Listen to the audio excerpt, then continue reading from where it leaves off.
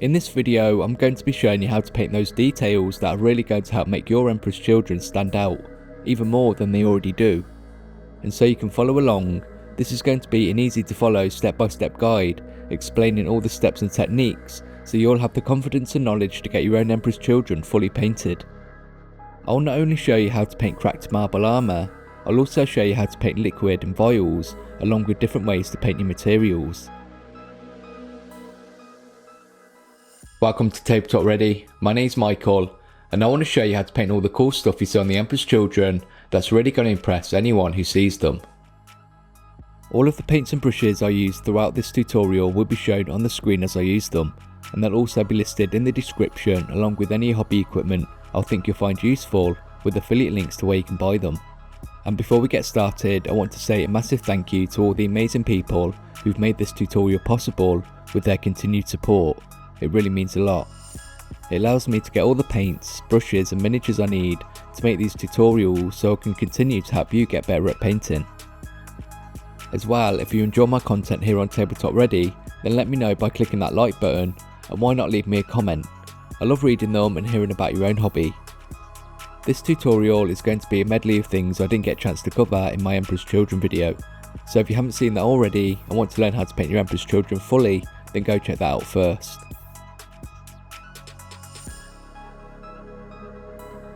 I first want to show you how we can paint some really nice looking armour, including how to achieve a cracked marble effect. Let's start with the base colour of the armour, which is going to be an equal mix of Emperor's Children and Fulgrim Pink, and we want to make sure we're always building up to a nice solid colour. We're now going to get fancy with some glazing, creating some different tones on our armour, making it look less flat and boring. We're starting with Emperor's Children, and to make it a glaze we want to thin it down with twice the amount of water. This is going to make our paint more transparent, allowing colours underneath to come through. We're using this glaze around lower areas of armour sections, and we apply a glaze in even thin layers. We can also build up the strength of a glaze letting it dry, and then applying another layer. To create a smoother transition, we can use a glaze of the colour we're transitioning from. Once you're happy with that, we can go a little darker using a pink horror glaze, more towards the bottom edge of these areas. Glazing is one of my most favourite techniques that you'll see a lot of high level miniature painters using, because of how powerful it is when it comes to creating smoother blends, tonal variation and interest across our miniatures, but I do believe it's a very achievable skill with enough time and practice, even for beginners. Let's now define those areas where the armour meets the trim with a recess shade using pink horror. A recess shade involves painting directly into recesses and areas to create our definition, rather than using an overall wash, which can be messy and darken the colours we apply them over. If you're a bit messy, we can neaten things back up once you're done.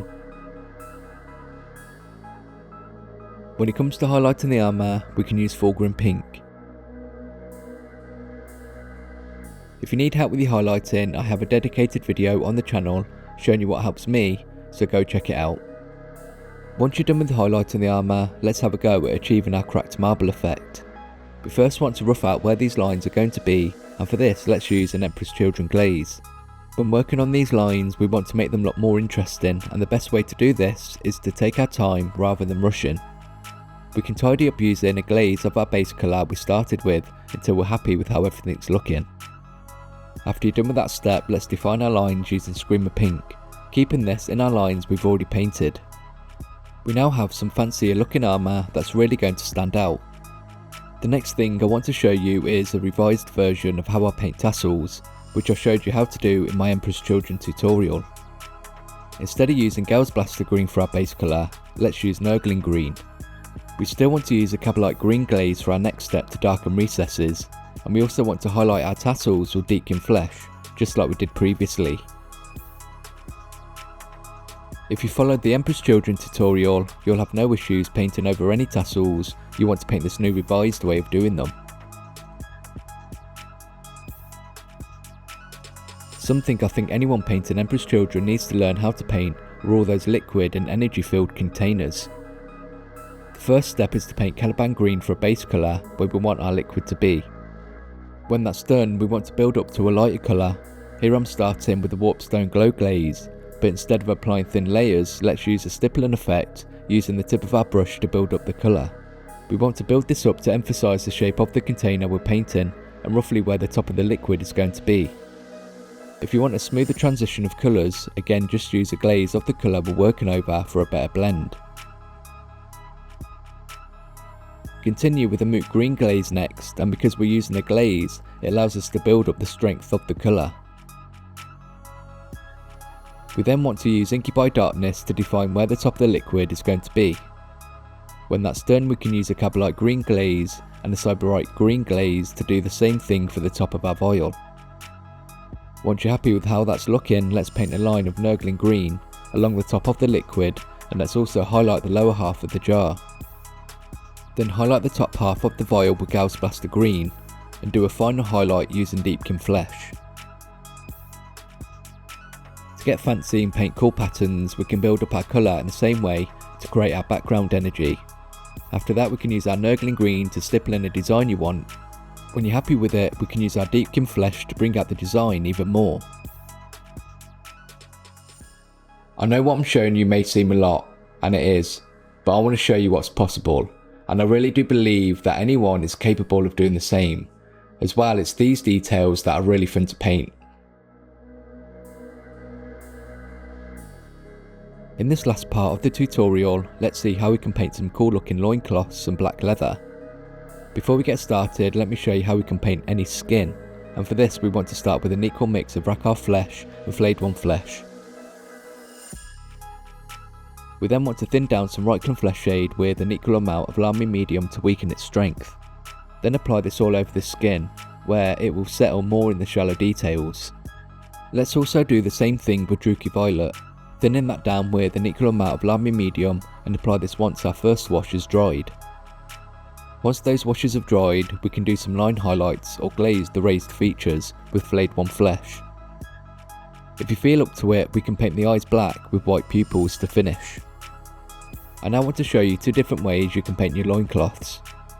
The first way I want to show you is a purple loincloth starting with Screamer Pink. After that, let's do a recessed shade painting Baraknar Burgundy into those shallow folds and areas.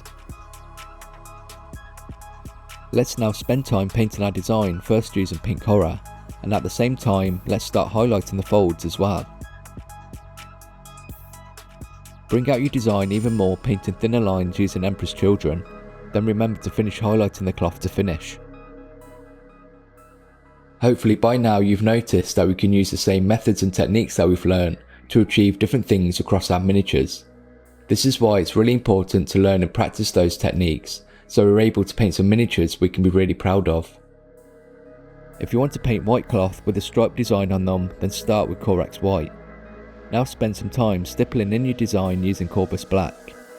Neaten up using Corax White if you think you need to. Once you're happy with your design, apply some of that thinned down Druchii Violet we use for the skin into the shallow folds of the loincloth. Then to finish, stipple a white scar on the raised folds to highlight. The last thing I want to show you is how to paint any black studded leather that you may have on your Emperor's Children. Start with some Abaddon Black for our first colour. After that, let's do a chunky highlight using Dark Reaper, painting quite a thick line to bring out details. Next, we want to do an edge highlight with Fenrisian Grey. For this video, I really wanted to cover a lot of the things that you see in an Emperor's Children army, and show you that you can achieve what you see on the box. This has been a really fun project to do, and I've definitely learnt a lot myself. So let's see how they turned out. But before we see the reveal, I do want to take a moment to thank Ramanama, Anton Derick, Guillaume Burton, Nina Williams Best Girl, and Sam Johnson, who have all recently become supporters or has donated to the channel. Thank you so much. And if you enjoy the content here on TableTopReady and want to help support the channel as well, you can become a channel member or join my Patreon, which gives you access to our Discord, regular updates, and you'll get to watch videos and tutorials early. We've now finished painting our Emperor's Children details, and I hope I've been able to give you the confidence and knowledge to get your own painted. I've got plenty of other tutorials on the channel, including how to paint an Emperor's Children fully, which is a great complement to this video, so go check it out. I really do enjoy making these tutorials and I hope you find them useful. If you do, then please leave a like and let me know in the comments below. As well, make sure to subscribe if you don't want to miss out on future content, and I'll see you in the next video.